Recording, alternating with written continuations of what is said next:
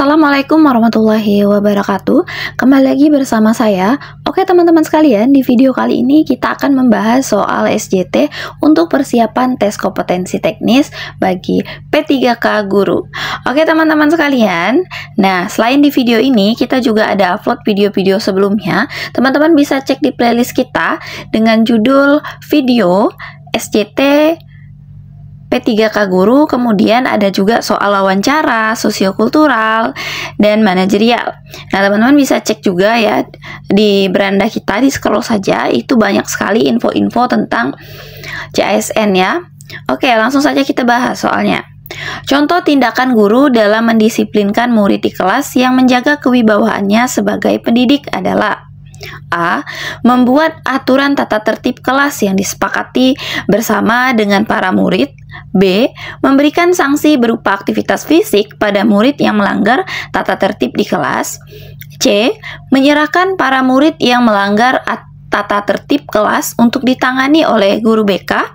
D. Selalu tegas menghukum murid yang melanggar tata tertib. E. Menyuruh para murid yang tidak mengerjakan PR berlari mengelilingi lapangan sekolah. Oke teman-teman, silakan dijawab terlebih dahulu. Jika videonya kecepatan, teman-teman bisa pause dulu, pahami soalnya. Setelah itu kita akan masuk ke pembahasan dan memilih jawaban yang paling tepat. Oke teman-teman sekalian, kita bisa lihat di soalnya ya.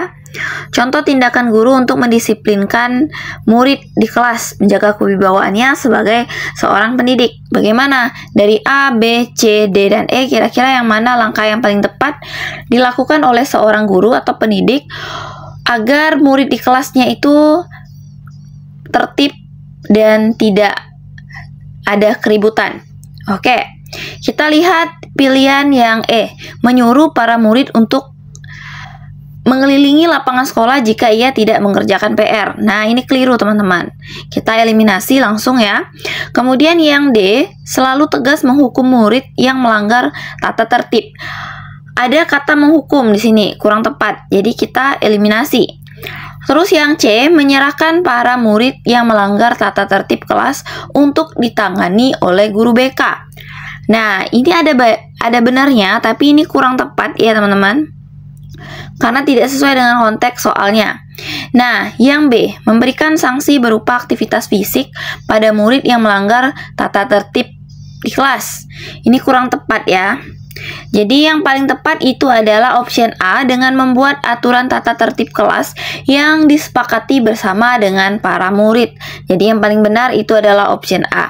Karena kenapa? Karena ketika kita masuk kelas, awal pertama masuk kelas atau awal pertama kenaikan kelas ya, kita harus membuat kesepakatan kelas. Nah, setelah kesepakatan kelas akan membuat kesepakatan kelas, kita bersama-sama dengan para siswa untuk menyepakati aturan-aturan yang telah dibuat. Jadi yang paling benar itu adalah option A, dengan membuat aturan tata tertib kelas yang disepakati bersama dengan para murid. Oke, kita lanjut ke soal berikutnya.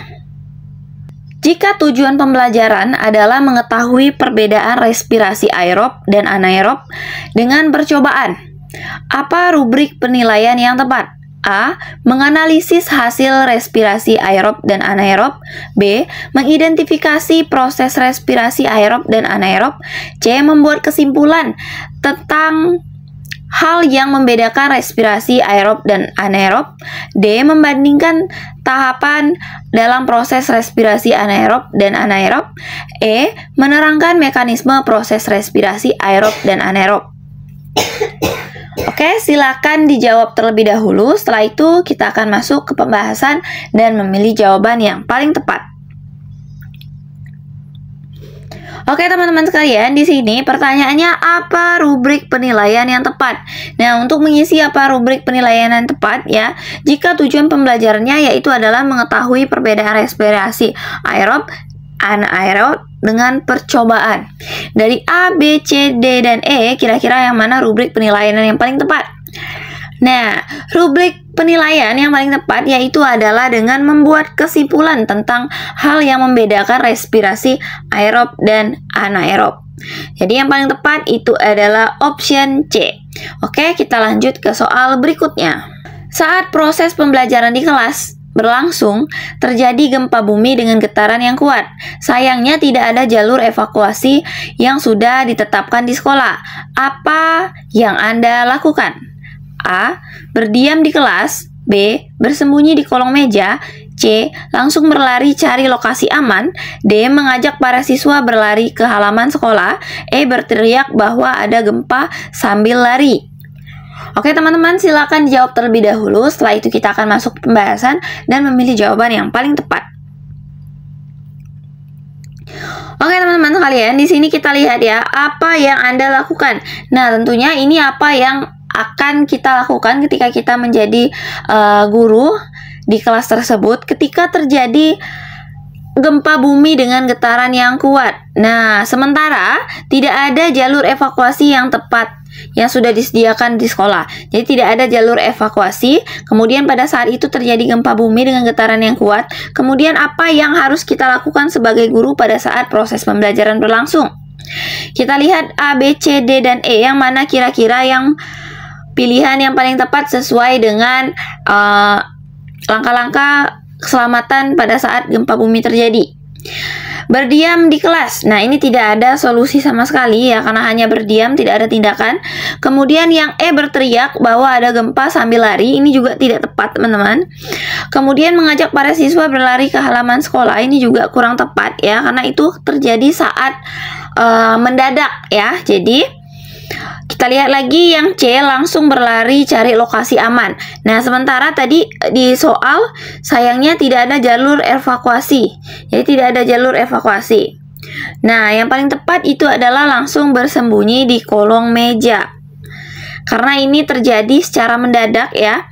Jadi yang paling tepat yang kita lakukan sebagai guru di kelas yaitu dengan memberikan aba-aba atau tindakan untuk bersembunyi di kolong meja. Nah, jadi yang paling tepat itu adalah option B. Oke, kita lanjut ke soal berikutnya. Sekolah tempat Anda mengajar hanya punya satu tukang kebun. Suatu kali, si tukang kebun jatuh sakit sehingga tidak masuk kerja selama seminggu. Akibatnya banyak sampah menumpuk di berbagai sudut sekolah. Melihat situasi ini, apa tindakan Anda? A. Melapor kepada kepala sekolah. B. Meminta kepala sekolah merekrut tukang kebun baru. C. Membersihkan sendiri semua sampah. D. Pasrah karena tidak bisa mencari solusi efektif. E. Mengajak para siswa dan rekan guru lain gotong royong bersihkan sampah. Oke, silakan dijawab terlebih dahulu teman-teman.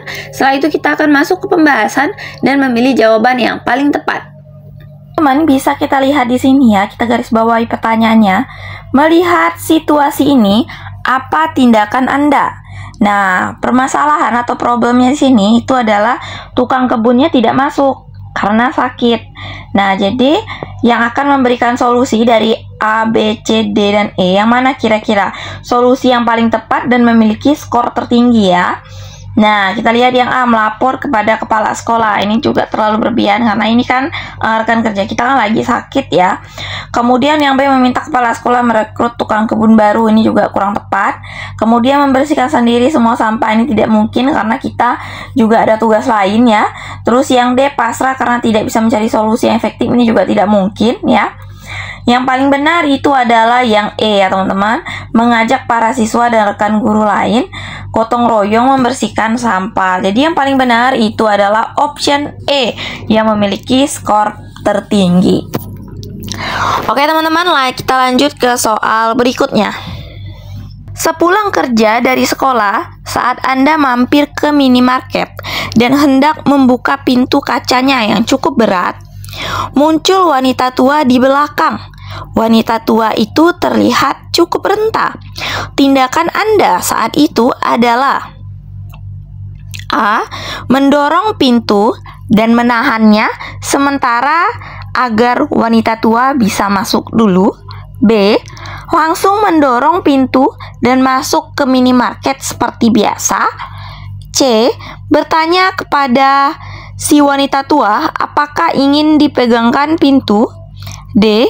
Batal mendorong pintu dan mempersilahkan si wanita tua masuk duluan. E. Bertanya kepada si wanita tua kenapa ingin masuk ke minimarket. Oke teman-teman, ini merupakan pertanyaan bonus. Teman-teman bisa jawabnya di kolom komen. Kemudian teman-teman berikan alasan kenapa teman-teman memilih jawaban tersebut. Misalnya teman-teman memilih jawaban B, apa alasan teman-teman? Atau teman-teman memilih yang A, apa alasan teman-teman? Ditulis di kolom komen di bawah ini. Dan teman-teman sekalian, kita ingatkan dulu ya bahwa di channel ini juga ada upload video-video lainnya ya, seperti soal-soal manajerial, soal-soal sosiokultural dan wawancara. Teman-teman cek saja di playlist kita. Kemudian kita juga ada upload video-video tentang pembahasan soal-soal SJT lainnya ya. Banyak sekali. Nah, bagi teman-teman yang baru mampir ke channel ini, teman-teman silakan klik subscribe dan aktifkan tombol lonceng, karena jika teman-teman klik subscribe dan aktifkan tombol loncengnya, teman-teman bisa dapatin notifikasi jika channel ini upload video-video terbaru. Tentunya video-video kami merupakan video yang bermanfaat, bisa pembahasan soal-soal P3K ataupun info-info menarik tentang CASN ya. Nah, akhir kata saya akhiri. Wassalamualaikum warahmatullahi wabarakatuh. Sampai jumpa di video-video selanjutnya. Terima kasih teman-teman.